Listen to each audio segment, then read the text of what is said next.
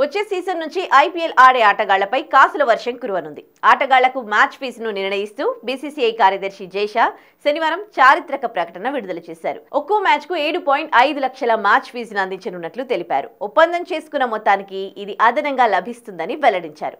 లీగ్లో అన్ని మ్యాచ్లు ఆడితే ఒప్పందం మొత్తానికి అదనంగా 1.05 కోట్లు దక్కుతాయని జైషా వివరించారు. అన్క్యాప్డ్ ఎమర్జింగ్ ప్లేయర్లకు ఇది జాక్ పాట్ వంటిది.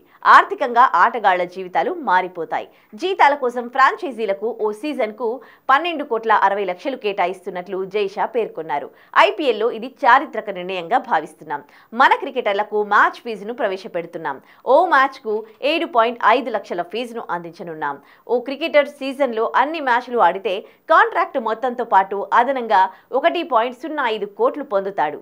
సీజన్కు ప్రతి ఫ్రాంచైజీకి మ్యాచ్ ఫీజు కింద 12.60 కోట్లు కేటాయిస్తున్నాం. ఇది ఐపీఎల్కు మన ప్లేయర్లకు కొత్త శకం అని జైషా ట్వీట్ చేశాడు. అన్క్యాప్డ్ ప్లేయర్లకు కనీస ధర దక్కించుకున్న ఆటగాళ్లకు ఇది వరంగా మారుతుంది. ఉదాహరణకు ఓ ఆటగాడు కనీస ధర 20 లక్షలతో ఓ ఫ్రాంచైజీకి ప్రాతినిధ్యం వహిస్తున్నాడు. అతడు సీజన్లో అన్ని మ్యాచ్లు ఆడితే 20 లక్షలతో పాటు అదనంగా 1.05 కోట్లు పొందుతాడు.